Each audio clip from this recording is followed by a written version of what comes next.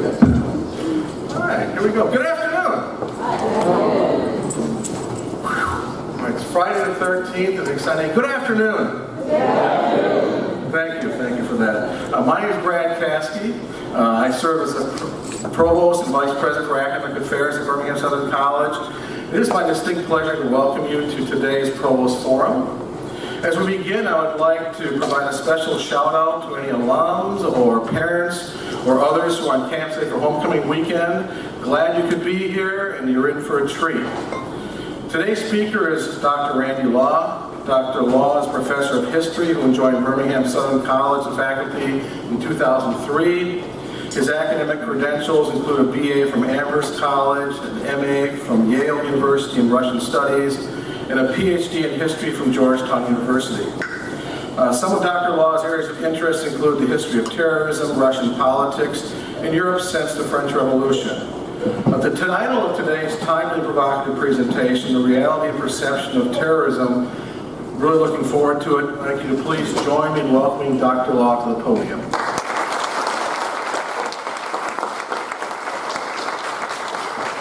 Okay, how is this? Is that good? Yeah. Excellent. I didn't even realize it was Friday the 13th. Wonderful. Okay. But the technology is working. So on and so forth. Okay. Good afternoon. Thank you for coming. It's good to see this many folks here. So, my new research and writing project, which I began last fall while on sabbatical, it's been percolating for a long time, but I guess took it up in earnest last fall, is essentially a double history of terrorism in America. So first of all, before anybody asks, I'll head off the questions as it pass. Here's my working definition of terrorism, and it's a short one. Terrorism is symbolic violence carried out against the few to influence the many in order to further a political agenda. So on the one hand, I want to present an overview of the story of terrorism that the majority of Americans tell themselves. This is a story of Americans as victims of terrorism. The problem with this is that while there has indeed been real violence carried out in this way, it has been small in scale, supported by relatively few people, and moreover, the reaction from the majority has been disproportionate, and it has often been exploited by being turned into propaganda or redirected into politically useful ways. On the other hand, there's the story of terrorism in America as it, to put it crudely, has actually happened.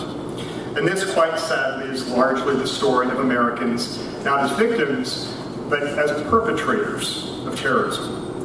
These terrorist acts have typically been large in scale, usually because they're part of large and lengthy campaigns of violence. They've typically been supported by many people, locally by large majorities. And here's the real kicker. They've usually been ignored, excused, or written off as aberrations. It's disturbing how wide the gulf is between these two parallel, centuries-long stories. The gulf between terrorism as we Americans imagined we've experienced it and terrorism as it has actually developed. Let me lay out one very important caveat or parameter at the beginning. This is a double history of what we today often call domestic terrorism. In other words, while I won't be discussing 9/11, for instance, I also won't be discussing America's roles more recently in Iraq or Afghanistan or Sudan or Yemen, so on and so forth. Nor will I be discussing America's much earlier troubling history in, for instance, the Philippines. Today we'll be talking about terrorism committed by and against residents of the United States within the United States. It's also important to note that much of this might sound rather odd, rather strange to us today. That's because our understanding of terrorism has evolved over the decades and the centuries. And that, as a historian, is really what I'm most interested in. Nonetheless, where we end up will sound very familiar. The end of this centuries-long narrative will sound as disturbingly familiar as this year's headlines. So there's the framework. let's fill it in with some details and some stories. Dramatic pause. I actually have that written here.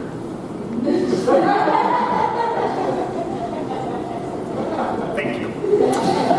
I'm done, actually. Okay. First, the story of terrorism in America as told by most Americans.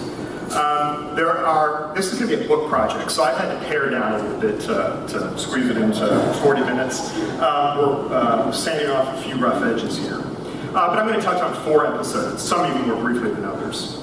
We're going to start with the terror perpetrated by the alien African slave. Yes, you heard that right. That might sound rather strange to us today, and hopefully it sounds absurdly backward, but in its day, it was a virtually unquestioned phenomenon. From the standpoint of most Americans, first as colonists, and then as citizens of the United States, the slave was a savage brought to our shores to be exploited. This reflected a world ordered thus by God. A world, I hear music. A world ordered racially, socially, culturally, and economically. But the problem is that no people accepts slavery. And occasionally these enslaved peoples would rebel and commit violence. Southern society lived in fear of the slave revolt. 2 of the most notorious were the Stono Rebellion in South Carolina in 1739. Rebels killed about 24 whites. And the much larger the one that really lived on the minds of Southerners, was Nat Turner's revolt in Virginia in 1831. So it was the Southfield Revolt. About 60 whites were killed. Here is the frontispiece for a contemporary book with the very long and actually slightly abridged title that ends, as you can see here very ominously, inhabitants inhumanly massacred by the blacks. These revolts were viewed by Southern white society in almost apocalyptic terms. And they lived on the memory of Southern whites for generations after the revolts as exemplars of African savagery, violence, and terror. These sentiments were spread via fiction, of course, in part. A good example is a novel I only discovered fairly recently. I think it's kind of dropped out of the canon. Caroline Lee Hence's novel, The Planter's Northern Bride, published in 1854. The central character, on the left there, is the daughter of a northern abolitionist who comes south, marries a plantation owner, and discovers what a truly benign and civilizing institution slavery is. How convenient.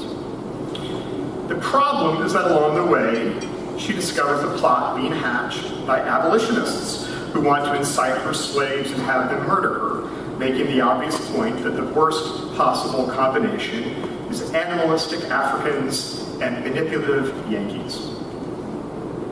The next wave of American terrorism was really quite different. This was labor-related violence, often carried out by anarchists, and it lasted from the 1860s to the 1920s. This terrorism arose out of the class conflicts created by the rapid and vast expansion of American industry in the 19th century. This growth created extraordinary income inequality, but middle and upper class American society largely saw only the protests and the militancy of unionizers, labor organizers, and, of course, anarchists. In part, this was because although the violence produced relatively few victims, some were notably high profile, attention grabbers. The prime example was the assassination of President William McKinley in 1901 by the anarchist Leon Czolgosz. He was American born, but his father was Polish and his mother was German. 2 earlier episodes of violence really clearly set the tone for the labor and anarchist violence of the latter part of the 19th and early 20th century. The first involved the notorious Molly Maguires. The Mollies were supposedly a conspiratorial group committed to killing mine owners and managers in the coal fields of Pennsylvania in the 1860s. And they were allegedly inspired by the violence of their Irish ancestors. Here is a contemporary cartoon. It's not written about the Mollies per se, but it makes the point about the Irish. Here's a very ape-like Irishman sitting on a keg of gunpowder. And I can't imagine what point is being drawn here. Some of these cartoons are very difficult to suss out. And he's holding, of course, a bottle of whiskey in one hand and a fuse in the other. There's also the terrorism of the so-called Haymarket riot in Chicago in 1886, when an unknown figure threw a bomb at the end of a rally that was held to promote the 8-hour workday and to protest police violence against laborers. This was a contemporary drawing of the violence. The Haymarket bomb killed several police and set off a nationwide crackdown on labor organizers and organizations, on socialists, and on anarchists. Chicago authorities even went so far as to briefly ban the use of the color red in advertising in the city, red being the color of socialism.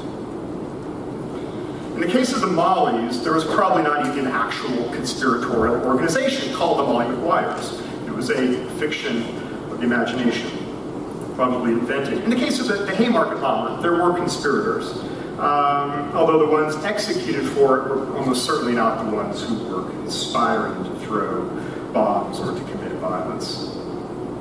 Later on, there were several anarcho-terrorist bombings, particularly in the 1910s. There was a short-lived violent anarchist spree in 1919, and these incidents did lead to some deaths. But again, it was a single headline-grabbing incident that really defined the narrative. It came in September 1920, when an unknown terrorist, still unknown today, set off a bomb on Wall Street that killed 38 people. Until 1995, this remained the most deadly act of domestic terrorism. Anarchist and labor-related violence from the 1860s to the 1920s probably killed, at the outside, maybe 100 people. But it created the overwhelming perception across the United States of vast underground conspiracies that aimed to destroy the country and really civilization. Many of the perpetrators of the occasional violence were immigrants, or, as in the case of Leon Czolgosz, the children of immigrants, particularly from Ireland or from Eastern or Southern Europe. This perception cemented a particular image in the mind of the public, that of the alien, bomb-throwing, pistol-toting foreigner with the unpronounceable name and lots of facial hair. I spent probably more time than I should have searching through all my various books and sources in the internet, finding cartoons. Political cartoons from this era are a real great source to use. And so I kept looking for just the right image of a hairy, dangerous anarchist. Here's a good one. Lady Liberty, Lady Justice, subjugating him. Here is one from Chicago about the history of anarchism with an appropriately hairy anarchist. Kill the law, up in the upper left. Here's another one, Hit Hard Uncle. We've got a hairy anarchist with a bomb. Here's probably my favorite one of the group. Come unto me, ye oppressed, a hairy European anarchist creeping up behind the Statue of Liberty. Here's another one that I found. Hey, you Husquit? Husquit here? This is my hairy anarchist face. Mostly just hairy, I guess. Here's a good one. The sign says Bolshevik propaganda. At the top of the pole says strike, holding up somebody with a torch that reads anarchy. getting ready to cut down an American flag. And here's one more, just for good measure. Not Harry, because the head has been replaced by a bomb. The gate says immigration restrictions, and the injunction is close the gate to bomb-toting undesirable foreigners. Again, these things are fairly easy to suss out. This association between terrorism, anarchism, and immigration fed nativism, fed xenophobia. And the violence of this radical fringe was widely used to denounce labor organizers, mainstream activists, immigrants, and what today we would call hyphenated Americans, Irish Americans, German Americans, Polish Americans, Italian Americans, and so on and so forth. This violence was used by the government and by newspaper editors, and by the majority of the population to suppress unions, to mobilize force against them, to create legislation to limit immigration from certain groups, and even to criminalize some free speech.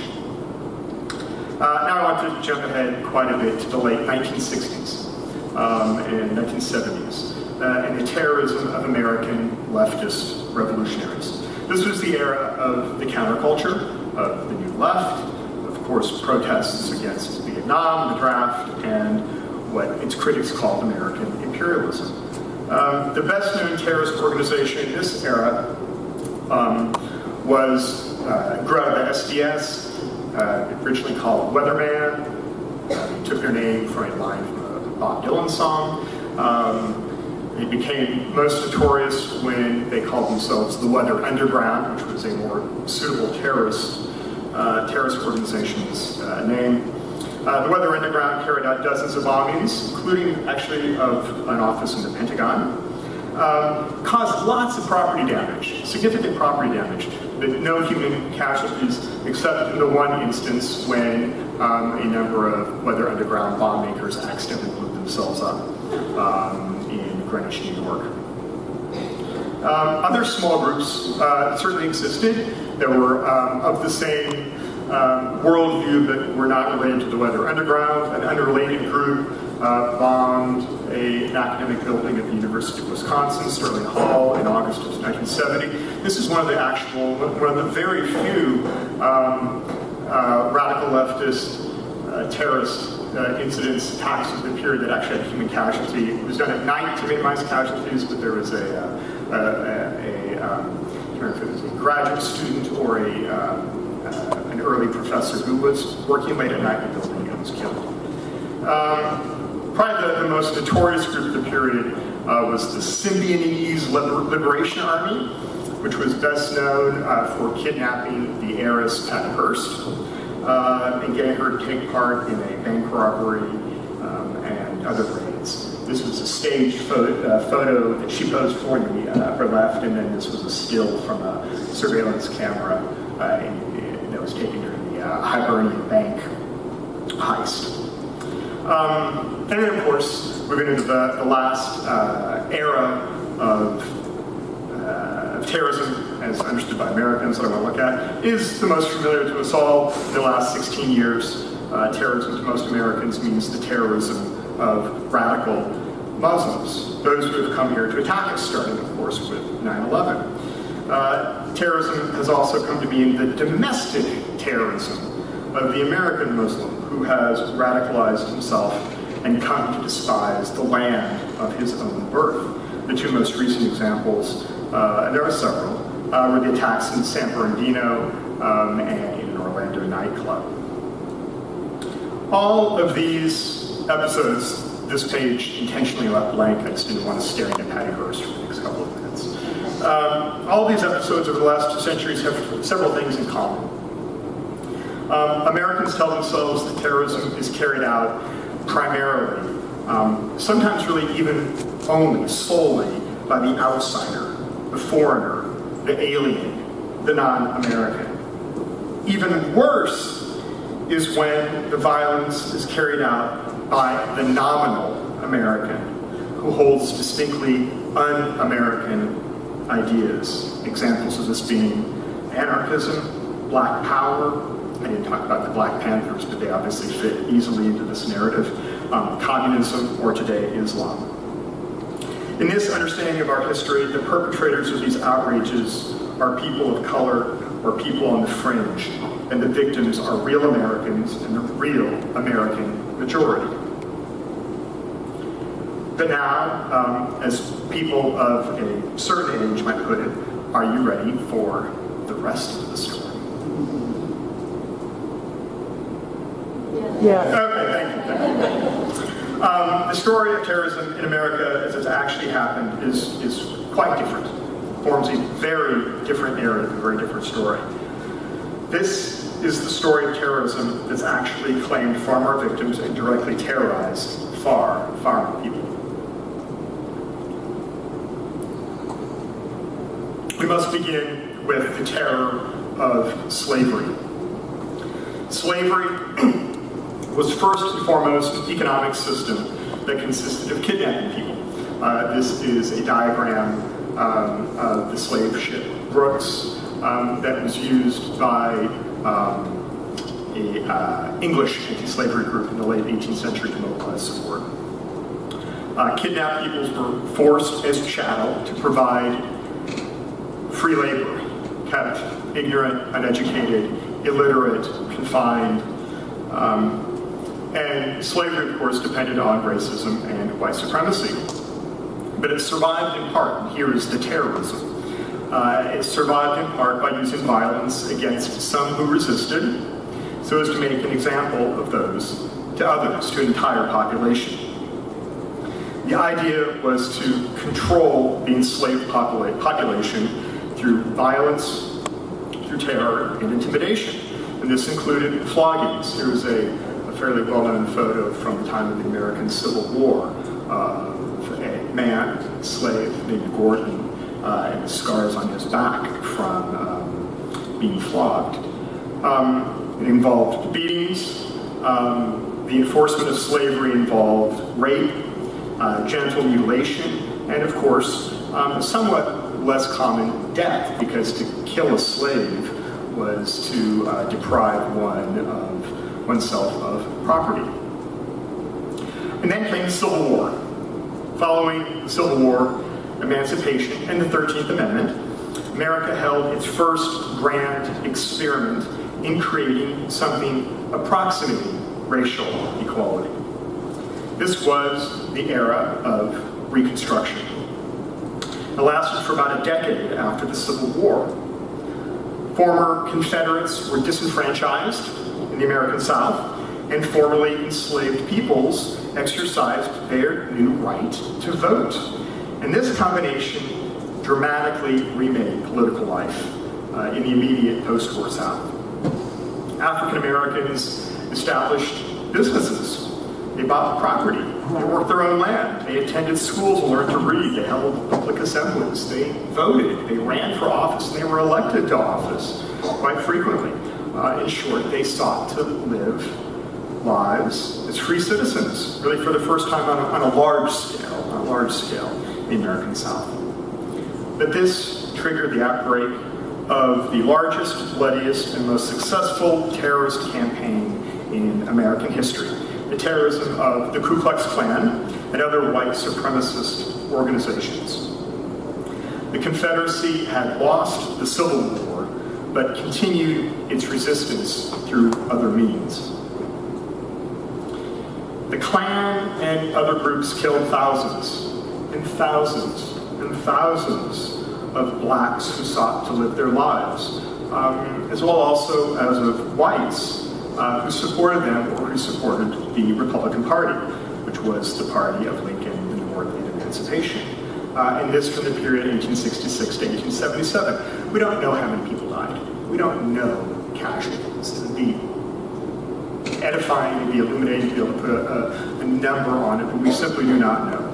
All we have are the occasional local totals and plenty of anecdotes, volumes and volumes full of anecdotes. Here's a contemporary cartoon that was run in Harper's Weekly in advance of both the 1868 and the 1872 national elections. Republicans in the U.S. Congress held hearings on Klan violence in the South. And they passed laws to mobilize federal resources against the KKK. They even passed the country's first civil rights legislation in 1871. And President Ulysses S. Grant, who otherwise gets, I think, a bit of a bad rap among the historians and the broader public, President Grant sent federal troops on several occasions to the South to take on the Klan. And when he did so, they were successful in taking on and suppressing the KKK and other white supremacist organizations. But this was expensive. And it essentially dragged on the divisions of the Civil War. And it created more and more resentment in the North. And so eventually, after not terribly long, really, federal support for Reconstruction dried up, troops were slowly withdrawn, and the courts were starved of money to prosecute and punish Klan members and other white supremacists. Violence against Republicans, black and white, grew, and white supremacist cells evolved from covert nighttime arson, beatings, killings, into the open organization of militias designed not simply to intimidate, but to actually physically keep voters away from polls. Here again, Harper's Weekly is a great source for cartoons from this period. Here's one, everything points to a Democratic victory this fall, with white liners or white leaguers. The poster in the center actually says White League attention. Manning the polls, keeping away African Americans who are attempting to vote. In 1876 and 1877, the last Reconstruction-era governments elected by blacks and whites were driven from office. Union troops finally withdrew, and Klan violence largely evaporated. Here was another cartoon by Thomas Nast, The Target. It shows white leaguers off to the right, essentially taking target practice. Of course, unpunished by the law or the authorities taking target practice against African Americans.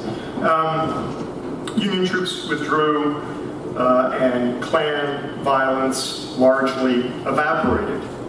But the point is, Klan violence evaporated in 1877 and thereabouts, not because the Klan had been suppressed, but because the Klan had won. Worse than slavery. White leaguers, these essentially open militias, united with Klan members, worse than slavery. Over the middle, above the skull, it says, the lost cause, the Union as it was. In the 1890s, the states of the former Confederacy adopted new constitutions and new laws that fully implemented racial segregation. This is what we know as Jim Crow, but it was really American apartheid. And yes, it was enshrined in law, and it was maintained by the authorities, to be sure. But what really preserved Jim Crow, what really preserved American apartheid, was lynching. I wavered back and forth about lynching illustrations. They are too difficult. So here is a drawing from an anti-lynching novel, first published in the 1920s, and then republished with this drawing, this cover in 1937. Do yourself a favor, I guess that's not the right way to put it, take on the difficult work. There's an extraordinary book edited by Allen and Lewis called Without Sanctuary. It's a large, sort of a coffee table volume full of the most horrendous things you can imagine. Photos and postcards of the lynchings and people celebrating the death. It's difficult stuff, but worth looking at. Approximately 5,000 people, mostly African American men, were lynched from the 1880s to the 1950s. Lynchings were mob violence, ostensibly carried out to achieve justice. but the accusations used to trigger these murders were often fabricated. And of course, they were always extra-legal, so the guilt of the person in the end probably doesn't really matter because the means were always extrajudicial. But in most instances, the victim was innocent of anything more than probably crossing some sort of line in white society. Victims were often chosen arbitrarily or under the flimsiest of circumstances. In other words, individuals were primarily lynched to send a message to the rest of the targeted population to toe the line, to know their place, to remain subservient.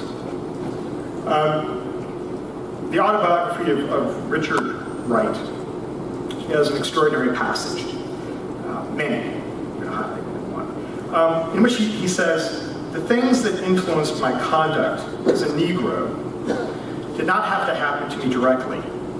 I needed but to hear of them to feel their full effects in the deepest layers of my consciousness. Indeed, the white brutality that I had not seen was a more effective control of my behavior than that which I knew." End of quote. You'd be hard-pressed to come up with a clearer description of how terrorism, or for that matter, state terror, operates and how it's experienced by those against whom it is directed. Jim Crow established the legal basis for segregation, for apartheid, but lynchings, which is to say terrorism, were the occasional outbursts of violence on behalf of white Southerners that helped to preserve segregation for white Southerners. And before the non-Southerners in the crowd get too worked up and too self-righteous, there were significant numbers of lynchings that took place, particularly in the Midwest. Some of the worst were Minnesota, Oklahoma, Nebraska, and out west. There we can sort of think of it as a sort of a vestige or related, distant frontier justice. I think most white Americans believe that the successes... Oh, excuse me, I skipped a whole section. So let's skip to the African American Civil Rights Movement in the 1950s and 60s. And of course, this is a story that we're more familiar with. When a resurgent Klan used terrorism to try to preserve white supremacy and segregation. We, of course, know this in Birmingham, right here in Birmingham. Klan cells bombed civil rights leaders' homes, trying to kill civil rights leaders, including the Reverend Fred Shellsworth here, his home bombed in December of '56. He was the target several times, and he escaped them every time. Klan cells and other white supremacists bombed the houses of blacks who tried to integrate neighborhoods. Arthur Shores was a civil rights, African-American civil rights attorney who worked quite often with those who wanted to segregate neighborhoods, and so he was naturally targeted repeatedly himself, including right here, next door to us at Birmingham Southern in College Hills and Smithfield. College Hills came to be known as Dynamite Hill, right here in the city of Birmingham, which became known to the country as Bombingham. Klan cells attacked freedom riders. Here was a freedom rider bus firebombed just a few miles outside of Anniston, Alabama. Mother's Day 1961. Some of the riders who were injured got back on the bus. They made their way to Birmingham, where they were set upon by Klan members and an FBI informant with his back to us there in the front. Later that very day, this was the Greyhound station in downtown, which no longer is there. And of course, 16th Street Baptist Church bombing on September 15th, 1963. These terrorist attacks were carried out by the Klan and other white supremacists, but they were aided and abetted by the police and by the white elite, who did not want to use this violence directly, but who wanted to benefit from it.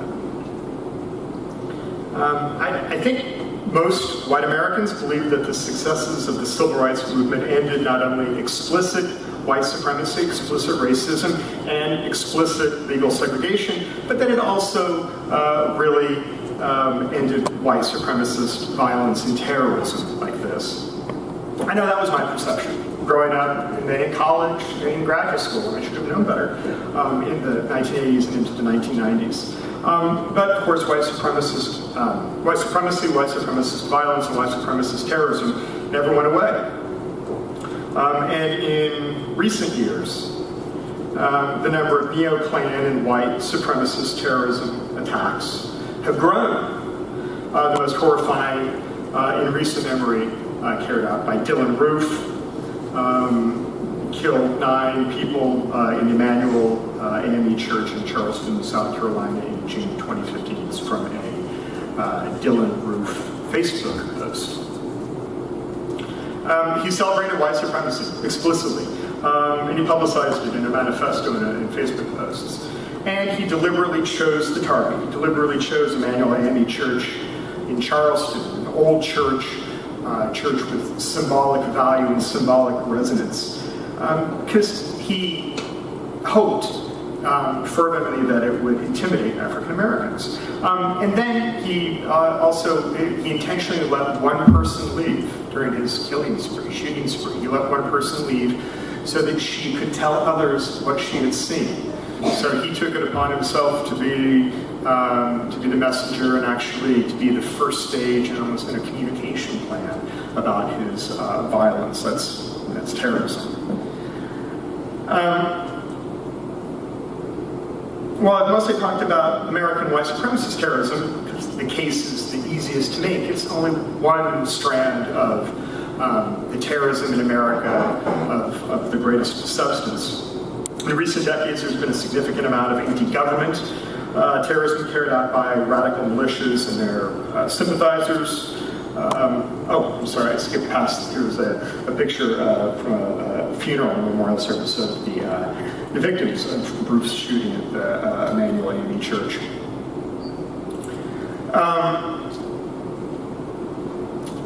This is the Murrah Federal Building bombed by Timothy McVeigh in April 1995. He was not a member of one of these radical militias, but he flitted in and out of different groups. He read the literature.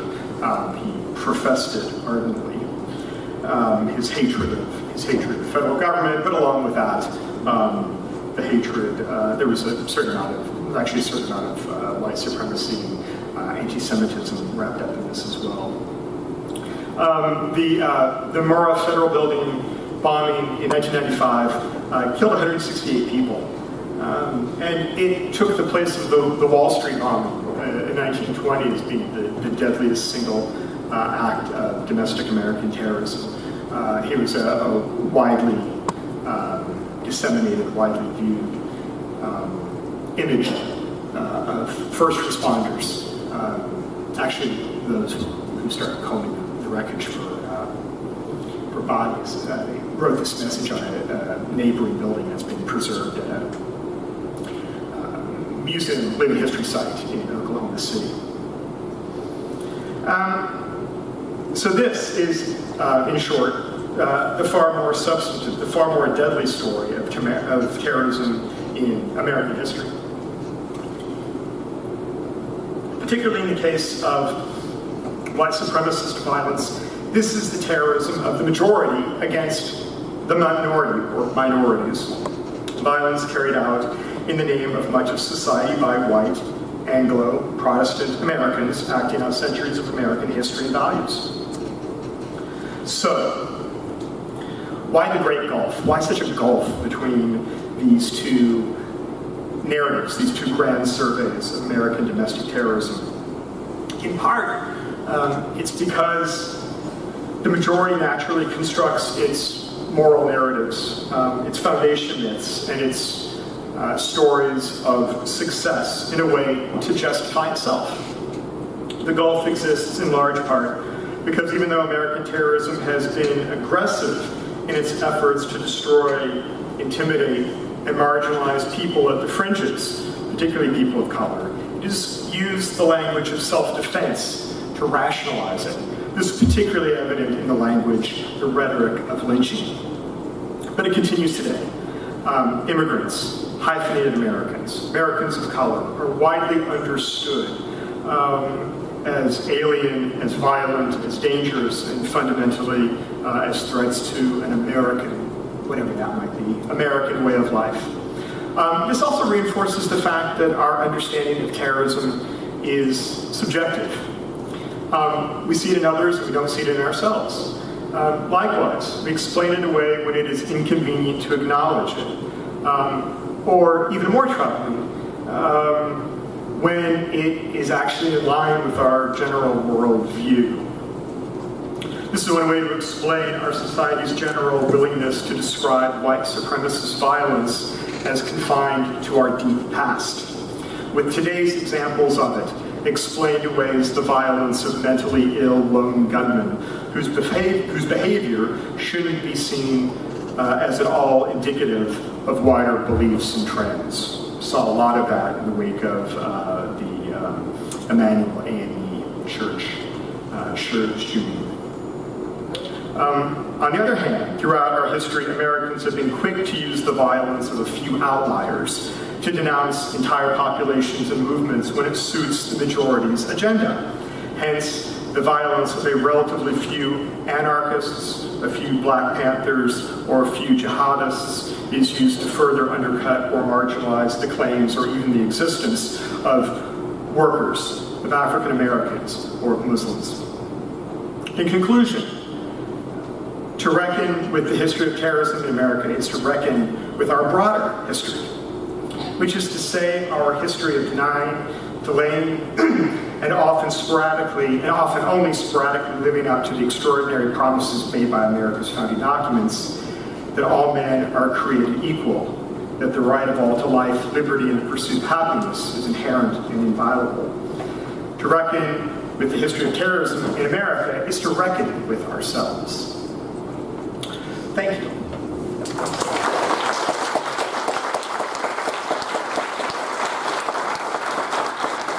By my precision timepiece, it is 2:44. We have some time for questions. Before we go on, though, scholars, academics stand on the shoulders of giants. We can't do what we do without the support of a whole lot of people. So I want to thank a few. I want to thank Birmingham Southern College for its continued support of the sabbatical program. By that I really mean the Provost's office, the President's office, and the Board of Trustees. A first-rate college has to have a first-rate sabbatical program. It's of absolutely fundamental significance and importance to what we do. I want to thank my students. I see some of them here. It's really good to see some of them here. They continue to ask the questions that keep me up at night, that provoke my thinking and get my wheels turning.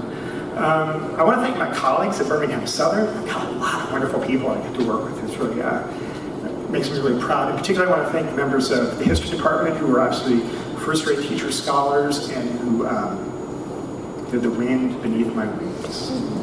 Seriously, they are wonderful people. Yeah, it's great. Will Hustwick, Matt Levy, Mark Lester, Victoria Out, Mark Shantz. Guy Hubbs, who is a retired librarian here. I wish he was here because he is. Hey, Guy! Welcome! Guy, who's a historian as well here, and has always been very important to my intellectual development. Most importantly, of course, I want to thank my family. My wife, Hannah Wolfson, who happens to also be the Director of Communications here, and my kids, I'm going to get weepy, who help provide the antidote to all this horrible stuff in my life. I'm going to stop. Questions? Anything. We've got as long as you want, as long as you need. Victoria, Dr. Rob. One question I always have about domestic terrorism is that the kind of terrorism that's directed towards clinics that provide abortion services, like bombing of the clinic in Pensacola. How much do you address that in your research, or is that out of the scope of what? No, anti-abortion terrorism is it fits well within a narrative of terrorism in general.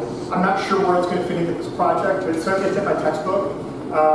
It is symbolic violence used to against a few to intimidate the many to serve a political agenda. Do you Absolutely. think it's though geared towards sort of a more misogynistic view of trying to control women's bodies, or is it more about a sort of Christian right-wing radical agenda? I don't know if the two are separated Yes. or they're overlapping. Yes. Okay. Sure. Yeah. I mean, there are different players. There are different characters. There are different organizations that mobilize against freedom of choice and that articulate it in different ways. And many of them have very openly demanded violence in pursuit of that. That's horrifying and fascinating stuff. But yeah, it's terrorism. Yeah. In your definition of terrorism, you leave out the word economics. Why? I leave out a lot of words. Why economics? What do you mean? Well, if you look at the last, since 9/11, there's been a lot to do about economics. Yes, I'm not sure what clarifying. What do you mean? The target is the goal is to cause economic damage. Correct. Oh, sure, absolutely. And Osama bin Laden and Sheikh Mohammed, the main planner of 9/11, they hoped it would cause significant damage. They even came up with some fanciful calculations in which they imagined that the economic damage caused by 9/11 would equal the damage caused by something. American involvement in the Middle East, I think. But always more than that was the symbolic resonance of it. Because if you think about 9/11, what were the two targets hit and the third target that was probably going to be hit? It was the symbol of American military power, the Pentagon, the symbol of American economic power, the World Trade Centers, and the symbol of American political power, Congress. Sure. And of course, a lot of terrorist organizations, like the Weather Underground, deliberately target property to cause economic damage. That does not make it less terroristic. They, in their minds, believe that it made it more moral. Yeah. There's another hand back there. Yes? You provided a very interesting definition of terrorism. Mm-hmm. You also didn't describe or define America. Uh-huh. America applies to Canada, Sure. Mexico, South America, as well as the United States. Sure. Yes. Maybe you should change the A couple of times I specifically said United States because to refer to the country, to speak of people who live here as residents of the United States is always much more difficult than to say Americans. Yes, I said the United States a couple of times, but you're absolutely right, yeah. The Americas in particular represents something more. And of course, much of what we're talking about here would apply to Latin America as well. The Spanish, and then the Portuguese. In Latin America, yeah, we see a lot of slavery, racial hierarchies, caste systems, so on and so forth. The history of indigenous peoples in Latin America and various opposition rebel movements is an interesting one in which when they deploy violence, when they deploy terrorism, states. As in Peru, for instance, are quick to call that terrorism, and then when they crack down violently on all indigenous peoples in Peru, the Peruvian government, called what it did law and order. So we see the same dynamic. But yes, I was talking specifically about the United States. Another question. Yeah. Let me get to the note, and then we'll get to the follow-up. I like to make it more since we can't.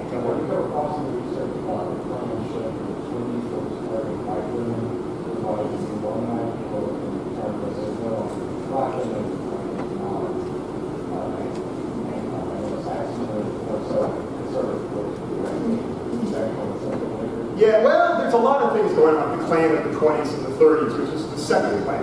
Yeah, the resurgent Klan, but it's only revived in the 1910s. they cast themselves as a mass movement. The Second Klan cast themselves as an explicitly patriotic movement. They marched openly. They had a march in 25 to 26 down Pennsylvania Avenue in Washington, D.C. with tens of thousands of people marching in their white hoods and so on and so forth. They were a much broader equal opportunity hate organization. They hated African Americans, Jews, Catholics, all sorts of immigrants. Their love of hate was large. They talked a lot about violence to uphold a particular kind of morality. They actually kind of got undone a bit by it when some stories began to circulate in the 30s about some of the things that Klan leaders were up to, less than being purely moral in their personal lives. Yeah, that's an interesting story. Yes? So this may be outside of, she was raising her hand for she can ask me questions later. She can ask me questions. This may Like you heard. This may be outside of the scope of this project, but I'm curious as to whether you will address it in the book project.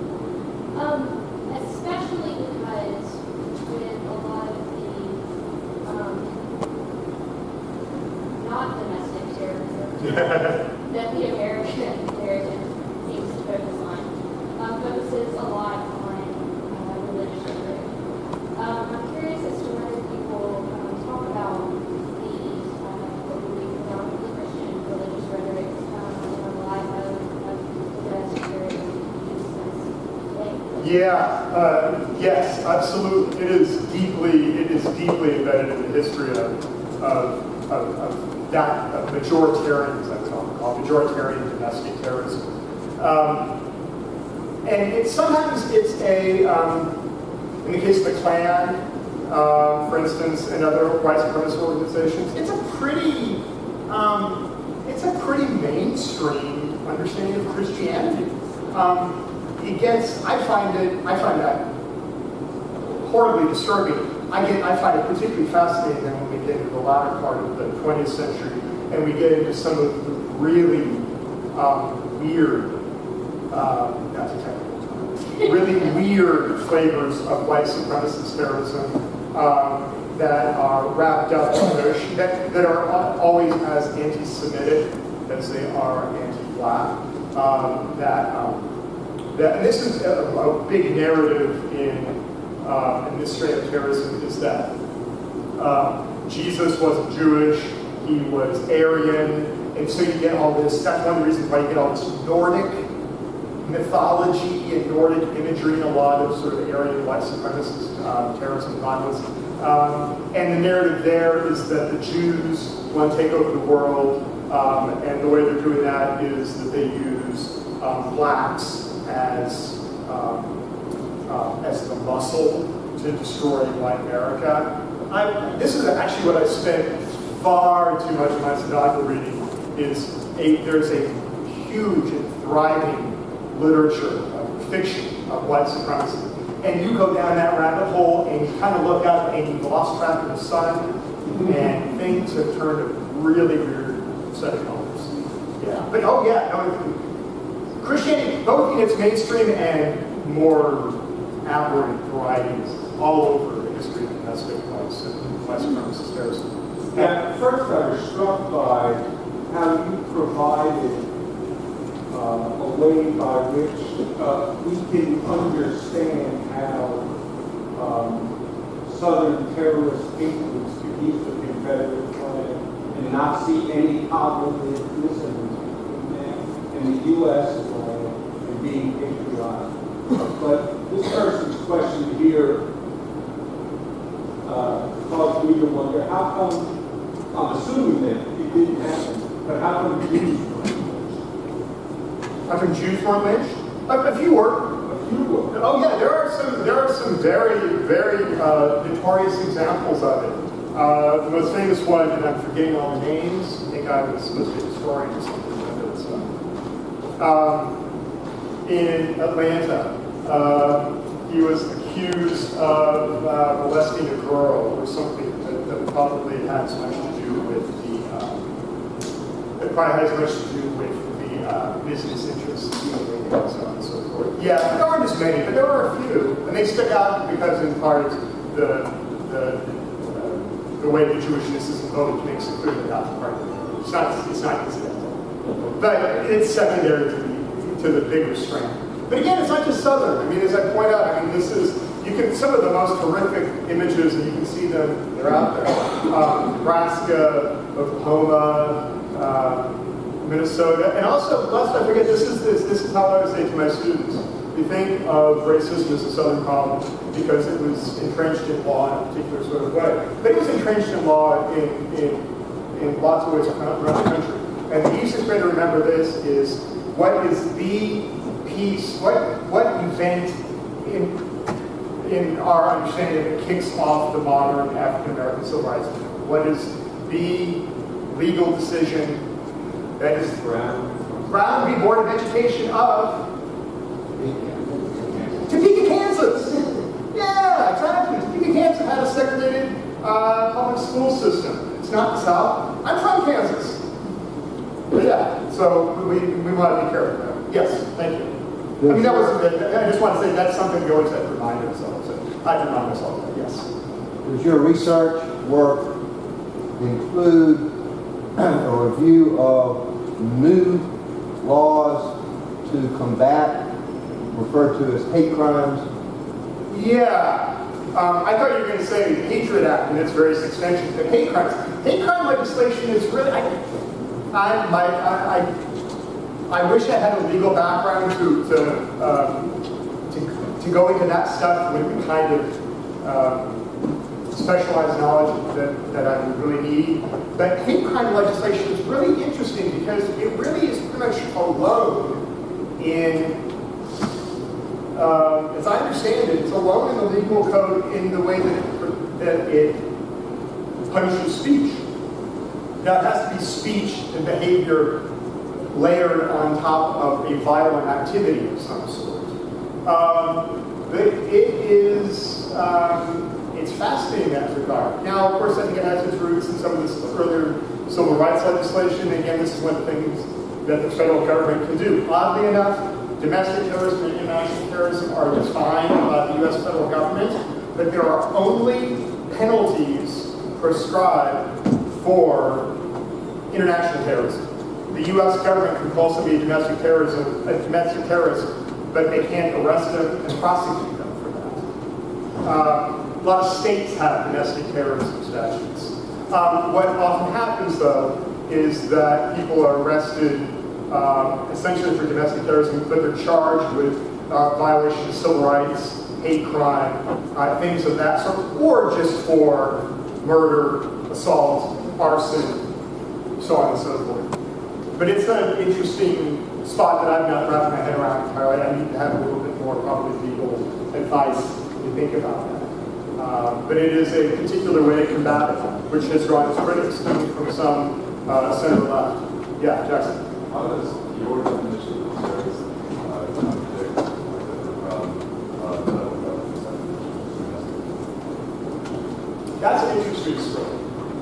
There used to be a whole sort of proliferation of definitions. And basically every American federal agency used to have its own definition of terrorism. So it was the easiest way in the world to make the case that you get 10 people together and you get 11 definitions of terrorism. Because the Department of State, the CIA, the FBI, USAID, so on and so forth. Every American organization used to have its own definition of terrorism, and it's like the joke, the anecdote about all the people with blindfolds on and the elephant.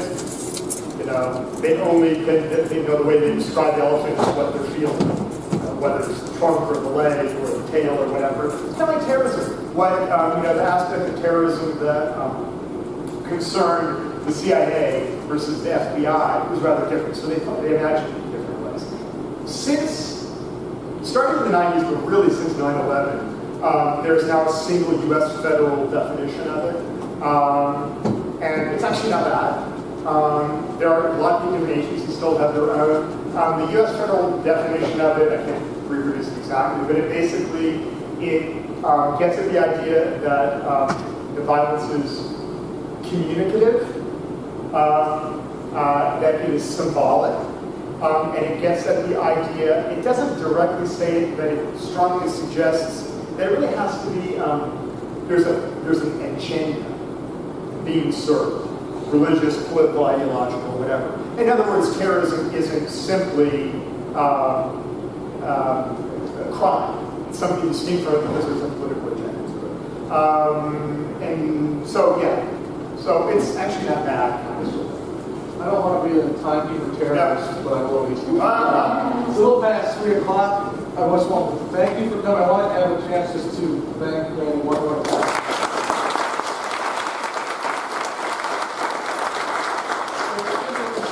Apparently, from the Provost's office, featuring water, which is an exciting audience, things up there.